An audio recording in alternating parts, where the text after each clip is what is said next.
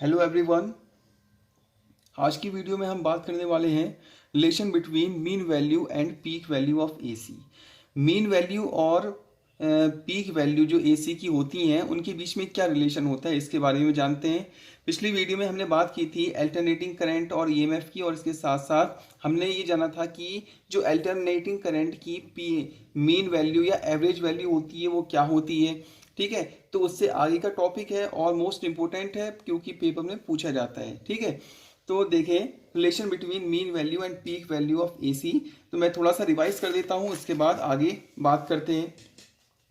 तो देखें, मैंने कल बताया था आपको कि अगर हम किसी कंडक्टर को एसी करंट सोर्स से जोड़ते हैं और हाफ टाइम इंटरवल में, हाफ टाइम इंटरवल कहने का मतलब यह है कि हाफ साइकिल बनने में जो टाइम लगा उतने टाइम में कितना चार्ज यहाँ पर जनरेट हुआ। ठीक है, और सेम चार्ज हम जनरेट करते हैं डायरेक्ट करंट सोर्स के थ्रू भी। ठीक है, सेम सर्किट में। तो ऐसी सिचुएशन में जो यहाँ पर डायरेक्ट करंट की वैल्यू होती है उसी वैल्यू को हम बोलते हैं आपका मीन वैल्यू या एवरेज वैल्यू। ठीक है, तो इसी चीज को ध्यान में रखते हुए हम आगे डेरिवेशन करेंगे और इन दोनों जो हमारे पास पीक वैल्यू और जो मीन वैल्यू है इसके बीच में रिलेशन निकालेंगे। ठीक है, तो आइए देखते हैं। Since the instantaneous value of alternating current AC is I equal to I naught sin omega t, we know that the equation of alternating current is I equal to I naught sin omega t, where I naught is the peak value or the maximum value of the alternating current and omega is the angular frequency and t is the time period। ठीक है, ये हमने कल भी जाना था। अब इससे आगे देखें, let dq be the amount of charge passes through the circuit in time dt, then अगर dt टाइम में dq चार्ज जनरेट होता है तब ऐसी सिचुएशन में dq की वैल्यू क्या होगी, dq equal to i into D T, where i is the AC। ठीक है, अल्टरनेटिंग करंट। ठीक है, अब ये फॉर्मूला हमें कहाँ से मिला, I equal to D Q upon D T formula होता है। ठीक है, तो I इक्वल टू यानी alternating current equal to charge upon time हम पहले से पढ़ते आ रहे हैं, तो उसी फॉर्मूले का यूज करके हमने चार्ज की वैल्यू निकाल ली है और ये वैल्यू कितनी आई है, D Q equal to I D T आई है।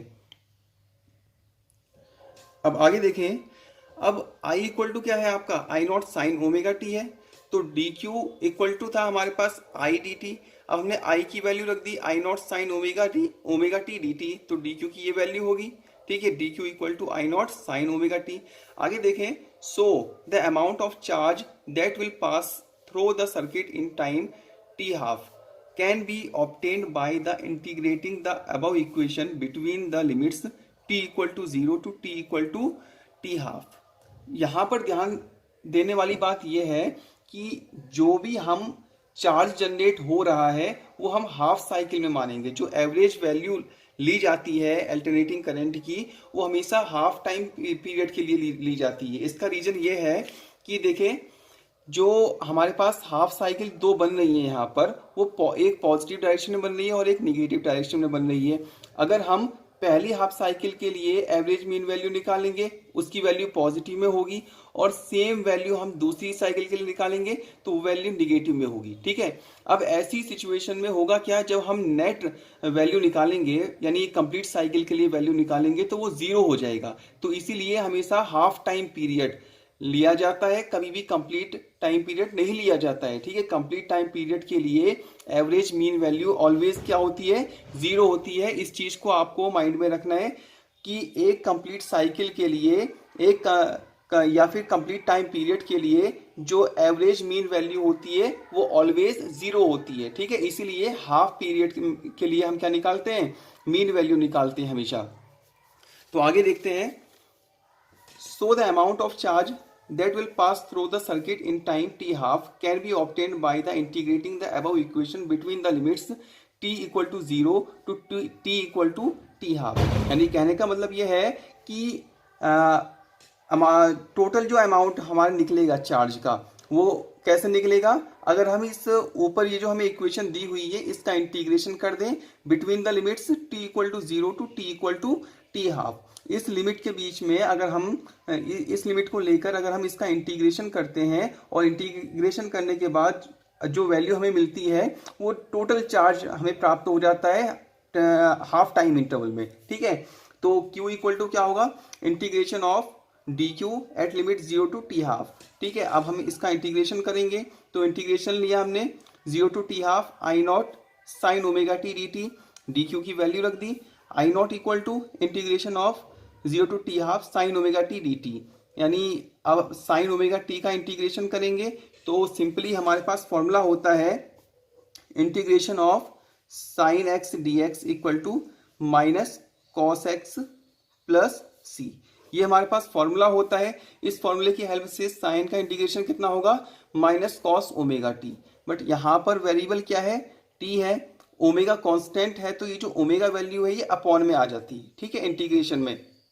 जबकि डिफरेंशिएशन में क्या होता है, ये वैल्यू मल्टीप्लाई में जाती है और इंटीग्रेशन में जस्ट अपोजिट होता है, तो ये वैल्यू अपॉन में आ जाएगी जैसे यहाँ पर है। तो हमारे पास आंसर आया Q I zero minus cos omega T upon omega, और लिमिट हमने बाहर से ले ली 0 टू टी हाफ, ठीक है।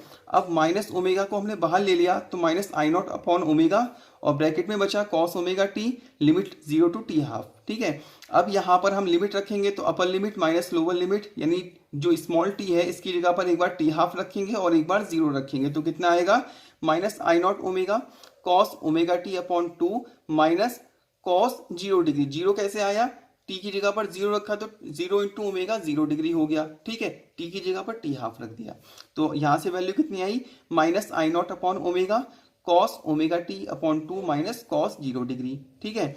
अब हम जानते हैं ओमेगा इक्वल टू होता है 2 पाई अपॉन टी, ठीक है। मैंने कल बताया था, जो मेरी पिछली वीडियो है मैंने उसमें बताया था omega equal to 2 pi upon T होता है।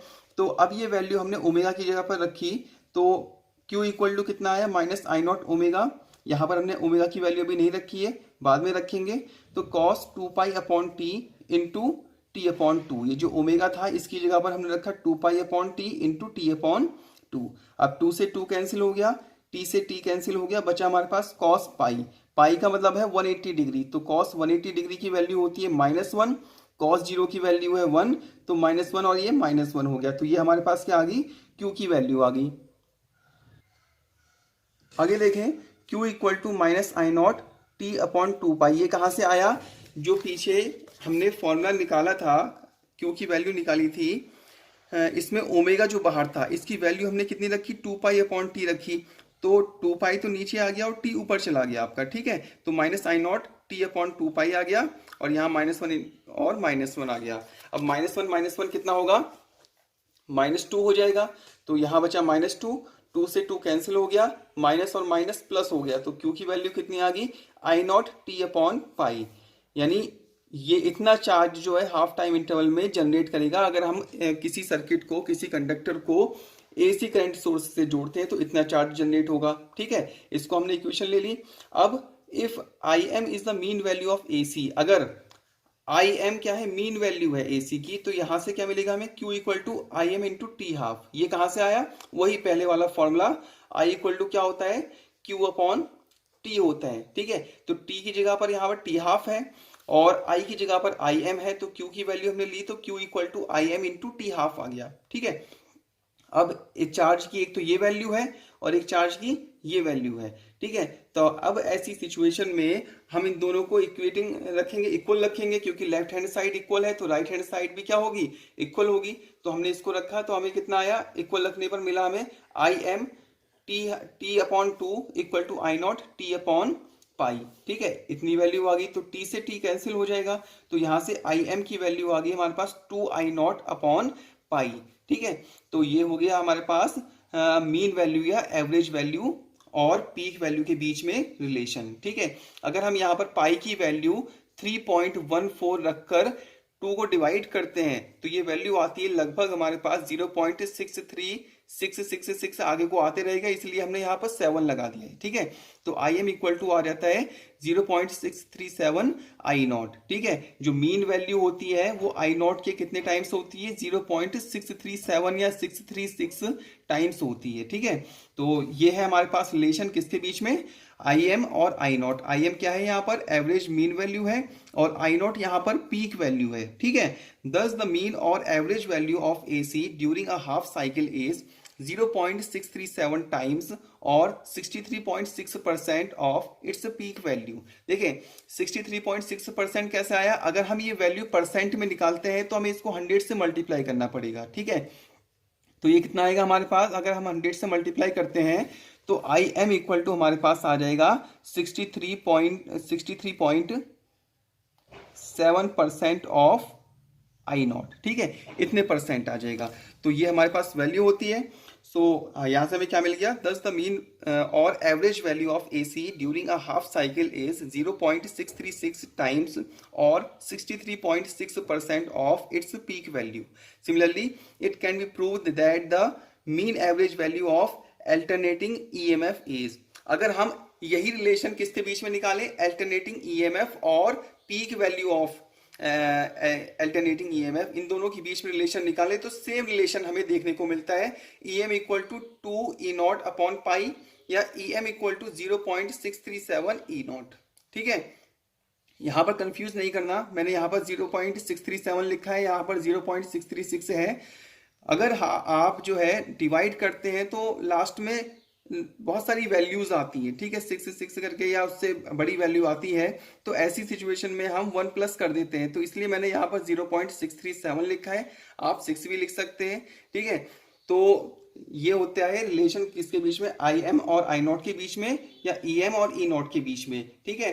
तो इंपॉर्टेंट है, पेपर में पूछा जाता है, सो इसको आप केयरफुली करेंगे। अगर कहीं पर डाउट होता है तो आप मुझे मैसेज या कॉल कर सकते हैं। That's all for today, thank you.